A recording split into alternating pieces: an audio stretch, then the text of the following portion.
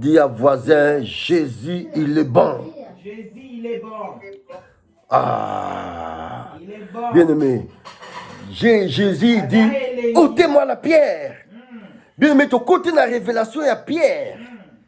Bien-aimé, nous avons démontré la révélation de la pierre, de Genèse jusqu'à Apocalypse.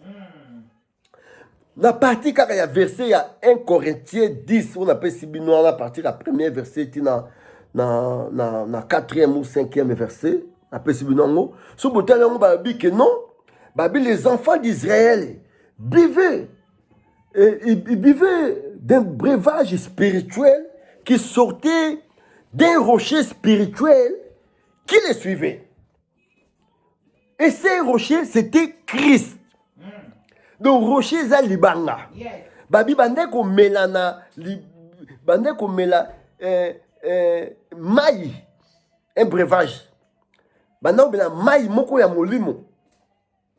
Bande ko mela maï ya molimo. Oye, bande ko bimana libanga moko ya molimo. Et libanga ne bande ko landa bango, tant bande ko tambo na désert. Libanga on a ezalaki Yesu Masia. Babi makomami oyo ekomameli biso na buku na Nzambe ezali nde mpona epesa biso bandakisa. Alors soki totali ne bandeli tant Yesu abandaki tant Nzambe abandaki ne bandeli babi que l'esprit de Dieu s'est mouvé au-dessus des eaux. Donc likolo na mai molimo na Nzambe bandaki kotepa-tepa. Donc yango babi Yesu azali molimo uta ebandeli na nyonso molimo ndeki likolo na mai. Yango moni Yesu aza koloba na Jean bi je suis de l'eau vive. Celui qui me boira, il deviendra en lui une source d'eau qui jaillira jusqu'à la vie éternelle. Ata ko pesa symbole ya mai, ya lipa. Libanga. Babengi la pierre vivante. Babengi la pierre angulaire. Donc, ezali kaka masapote. Tant que nous avons un symbole na makomami, ezali masapote, mais il faut qu'on compte dans la révélation. Babi Jacob na Genèse 28. Jacob tanga bandaki ko kima. Tanga za ko kende. Amoni libanga ya moneka libanga moko bongo. Ok, libanga wana ndezaki Yesu Masia. Babi Jacob prend une pierre et il fit cette pierre un chevet. Un chevet. Cheveux, mais chevet. Donc, à Saliango, et Koussenaye. Or, Libana and Zagi Yesu Masia. Tant ma salle à Tcheka à Lali.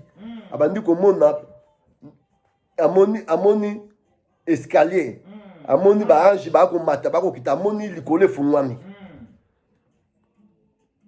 Dans un hôtel, ils sont bien aimés. Hôtel et bandeli, il y a Bakomamiti na 4. Alors, ce qui toque en Apocalypse 4, Bakotal, ils s'abisso été, tant que vous décrire biso, Babi, tant que vous décrire biso, trône en Zambie. Babi, c'est lui qui était assis sur le trône de Dieu. Il était semblable à une pierre de Japs et de Sardoine. Babi mutu afandi na mwende na nikolo kuna. Babi elongi na ye ezali lokola libanga. Sikoyo bango basalaki erreur bazwi libanga bakangeli Lazare babi tokosukisa Yesu. Yesu tanga koya tokotala ndenge akobimisa mutu po totie mama na libanga. Ok, Yesu Masia. Yende ute bandeli tina suka libanga. Yenda za libanga. La révélation. Yango moni tangu Pierre, Simon. Tanga kota ki na monde la révélation. Yesu ayebisi Simon, makambo yo lobi. Ezali mosuni pe mosuni, makila pe mosuni te. Mais ezali ne papa nanga. C'est Dieu le Père. Yende muta monisio mi moniselio. Yende muta pesio molimo oyo. Poko kako sosola. Bien aimé.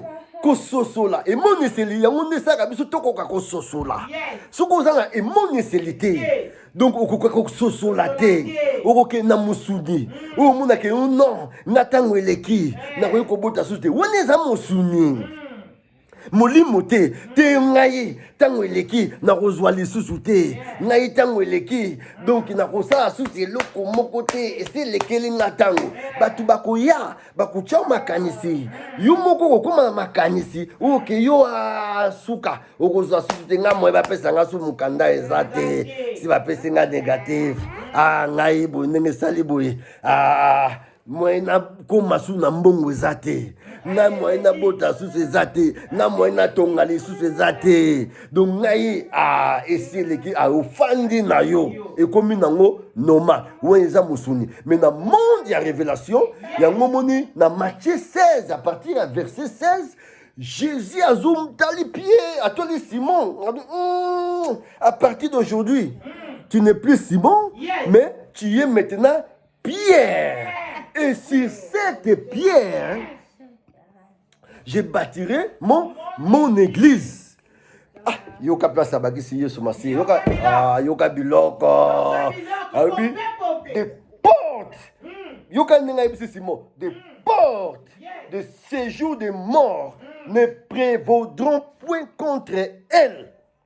Ce que yokuna, babi les portes de séjour des morts.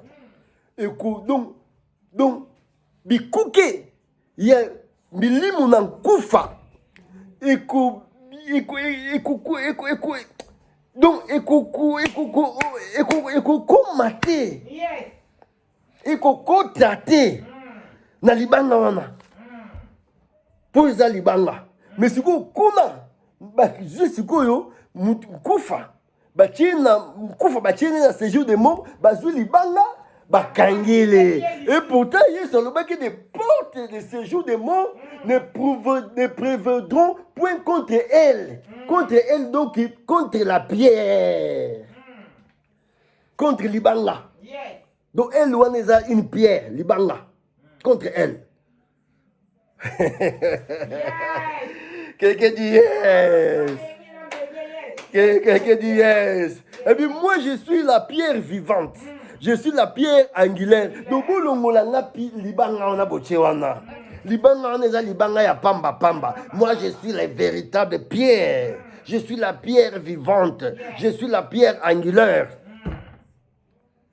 Les portes de séjour des morts ne prévaudront point contre elle. Donc, contre moi. Jésus-Christ, lui-même, il est le véritable. Je suis le véritable pierre. Ôtez-moi cette pierre. Bien aimé, yango moni batu mususu bachila bango bacha bayana mabanga bacha bango na bachila bango mabanga makamna bango kilo dozo mona mutu mususu azane na vie azotambola na ye ozomona sala kazane ye kozwa azane kozume azana libanga bachela ye molimo na kilo bachila ye kilo bachile libanga makamuna ye kilo. Donc, moyen koka ko sortir na ba situation aza nango na vie aza ko mener donc akora kotika kindumba te pourquoi aza na kilo ba tchai kilo na molimo wana donc akora kotika kindumba te vous comprenez donc na ba cas différents donc moi mutu mususu donc ba tchai kilo molimo na kilo na mutema mabe il faut que la ka ba mutema mabe. Donc mona mutu mususu mabota na ye bachila ye libanga kilo donc kobotane kilo bozwi na ye kilo molimo na kindumba kilo na lokoso ya mbongo kilo molimo na lokoso donc akoka kotika ngo te po kilo ya ndenge wana bien aimé soki bachili yo libanga. Il faut que tu aies un monde de révélation pour que les libangés kokolongwa. Pour que les libangés za molimo na nkoba. Alors nkoba c'est quoi ça na carapace. Donc koba ba kokaka été pour qu'on chasse koba, faut zakaka Christ qui est le rocher. Qui est la pierre. Parce que carapace c'est bouka na kaka na rocher, le véritable rocher c'est Jésus-Christ. Alors ntango yo oza na kondima ya solo te, ntango yo oza nanu na bapense négative, donc oza nanu na makambo oyo ya Marie na Marthe. Donc bien aimé, pour obima, pour koloba libanga wana eza impossible, eza incroyable. Alléluia. Donc eza système oyo ya batu bazwaka mona bazwi batie yo na se libanga. Bien aimé, tobandaki kobondela na kaya mutu moko oyo diable akangaki so bazwi yo babeti yo venin oyo babeti yo biloko yango babetaka bazwi yo batie yo dans un lieu. Soki batie yo sikoyo dans un lieu, sikoyo bazwa sikoyo fo bablende yo, soit batie yo na caverne, soit donc libanga na place batie na grotte wana ezalaki ezalaki sikoyo prison, batie Lazare na prison na grotte, sikoyo na porte batie sikoyo libanga. Tomonaki na Pierre ezalaki batiaki portail de fer. Donc ça dépend ya système ya bango ne baopéraka. Donc baroutier eloko moko ya kilo po ekomaka ekoma impossible. Alors kaya Lazare ekomaki impossible à s'en sortir société. Donc tellement situation est tellement ekomaki empiré. Situation est donc ekomaki déjà ça polaka ekomaki kolumba solo. Donc ekomaki impossible. Alors Jésus-Christ qui est le Dieu des impossibilités, il est le Dieu que tout est possible en lui. Rien n'est impossible à lui. Lui, comme il est le véritable Pierre, il y a une révélation à Pierre. Bango loko ya bazalaki na musuni. Bango bazalaki na révélation. Te babete que kolo révélation le véritable Pierre. Aïe wana la pierre vivante. Aïe longo la pierre. Pierre il fallait ça nini obéir parce que lui c'est lui le véritable Pierre. Bien aimé, yango moni likambo oyo elekaka na monde ya ténèbre mona mutu mususu na makambo na ye kilo tellement bakotisa ye bavenin bakotisa ye banégativité oyo kutu tikaka bazwi sikoyo libanga batili libanga kilo. Donc négativité ememaka sikoyo libanga po ete donc ekoma impossible po moko se soulever ngo eza te, moko soulever libanga na eza te. Donc au monde dans le monde mystique, baitizaka ba biloko oyo eza ba symbole na ya Nzambe. Mai bango pe baitizaka mai. Na Apocalypse 12, abi que dragon abane ko landa serpent abane ko landa la femme qui était enceinte d'un enfant. Babi nini abwaka ki fleuve. Abi mise na munoko na fleuve pour entraîner moi soana et bendaye. Mais Nzambe akosalaki aye kopesa mwasi ma papo mibale ya grand aigle oyo esalaki mwasi wana s'envolaki. Donc sur le dragon abimisaka moto, mais Bible dit notre Dieu aussi il est le feu dévorant. Vous comprenez? Donc il ba symbole nyonso oyo eza na kati ya makambo na Nzambe.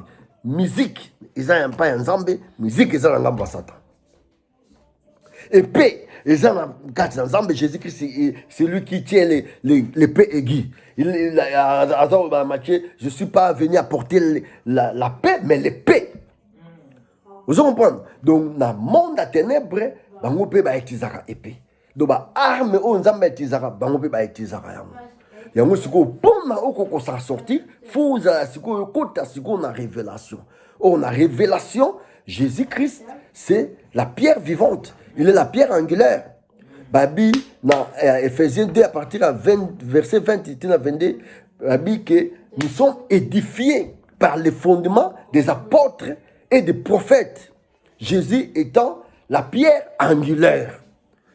Édifiés, totongami. Nous sommes édifiés par les fondements. Donc, totongami, pour tout ça, totongami na mabanga. Oh Yesu ye moko azali libanga ya talo. Oh azali libanga ya talo. La pierre angulaire, la pierre principale. La pierre principale, il faut tout tomber à Malikolo à Yesu. Babi, tout l'édifice qui n'est pas bien coordonné,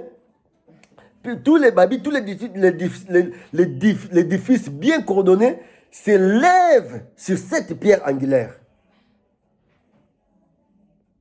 Vous allez comprendre? Babito pousse, approchez-vous de lui. Approchez-vous des pierres vivantes. Vous, comme des pierres vivantes, édifiez-vous pour former une maison spirituelle, un saint sacerdoce, afin pour offrir des sacrifices spirituels par Jésus-Christ à Dieu.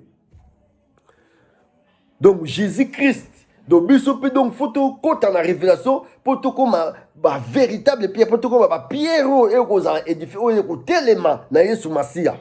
Tout tellement, tout ton maman. Na libanga, o eza Yesu Masia, yende la pierre angulaire, yende la principale de l'angle. Mais tout ke, tout ton maman, tout ke na libanga, oyo, ya satanate, ya moinité. Mais tout ton maman, na libanga, oya solo, poete, tout ko kakobima. Pour ceux qui ont tongami, au fandi sami, au tongami, au fandi na libanga, oya solo, te. Donc, ils allaient difficile pour s'en sortir. Parce que le diable utilise la pierre pour na echayo kilo na kacha makambo na yo. Oma ke ministère na yo kilo. Oma ke maladie na yo kilo. Oma ke ba projet na yo nyonso grand kilo. Molimo na nkoba. Molimo na tortue. Oma ke kilo na butu pour la muka. Oko bondela, oko karate. Hein? Au monde qui pour ça la démarche, au monde qui mutu mususu, aux fans, aux arana bateau riche, bateau bapambwama. Oh babi l'ami d'un riche c'est un riche, le travailleur d'un riche c'est un riche, mais au salarana ba riche, mais aux monde diable a esprit moko ya kilo na batuana. O bakoka ko fongola bako aider yo te bako pesa yo te ba pambola yo atana bandaku ba pambola atana misolo po fungwama. Pourquoi ba tie bango molimo na kilo po bakoka ko sunga yo te. C'est ça que diable fait, bien-aimé. Vous avez que vous ba promesse ba promettre ba peso ba mbongo mais mon naka o benga bango zozo bango susute. Pourquoi ba tie bango esprit moko ya kilo po bako aider yo te. Donc mon naka vocal linga dossier na yo te. Donc, kilo pas bundela yo. Le mois dossier na là. Pourquoi? Abacha avocat, diable azwa avocat molimo na kilo, acha na avocat. Moi bundela yo ezati bien-aimé. Tu vois comment le diable opère. Donc, il faut qu'on compte à ce qu'on a révélation. On dit Jésus-Christ. Et puis, Pierre.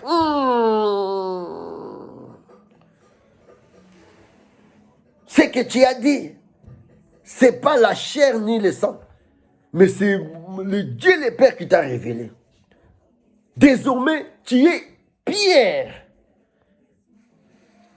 Il faut qu'on compte à la révélation pour qu'on s'en sortir, pour qu'on ma banga nyoso. O mo inyachana vinayo, o ya chana makambu nayo, o ya chana bozu nayo, o ya chana libala nayo, o ya chana kubota nayo, o ya chana mapamboli nayo, o ya chana banzela nayo, ya ba business, ya ba faire. Au nom puissant de Jésus-Christ Nazareth. Yango to bondeli bongo na kombo na Yesu bondela pour un message après-midi alors bondela rakaba shanda bariba shikama robu sakaya kuraba shikanda kuraba santa Père na pambolio na après-midi alors na pambolio pour na mabondeli na pambolio pour na liloba na pambolio pour na thème après-midi alors ôtez-moi cette pierre là. Oh, Lola, merci pour ta parole. Car la Bible déclare, Dieu envoya sa parole et il est guéri. Nzambe na Lola, tika ete na nzeli ba oyo. Batu na nzambe ba pambulama. Bana na nzambe ba kangulama. Bana na nzambe ba bikisama. Dieu envoya sa parole et il est guéri. Oh Seigneur, merci pour ta parole. Merci pour ta parole. Au nom de Jésus-Christ de Nazareth. Alléluia.